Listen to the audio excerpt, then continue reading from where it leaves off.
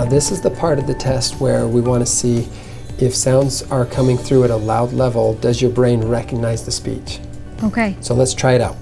I'll say a word, you just repeat it back. Do your best not to look at me because I don't want you getting any visual cues. So you're hearing some noise in your left ear, pay no attention to that. Okay. Say the word bill. Bill. Say the word add.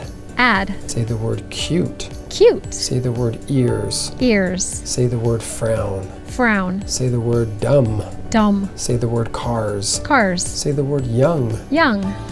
Okay, boy, you are doing great. Let's try the left ear. Say the word your. Your. Say the word ease. Ease. Say the word smart. Smart. Say the word jaw. Jaw. Say the word one. One. Say the word oak. Oak.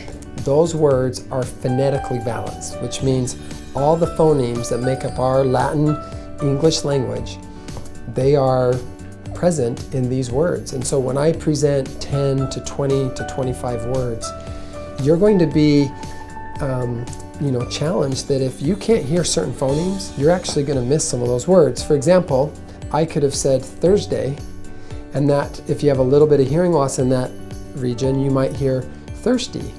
It sounds like Thursday. Some of these words, are very similar to other words. And one word might be keen, like you're very keen to notice that.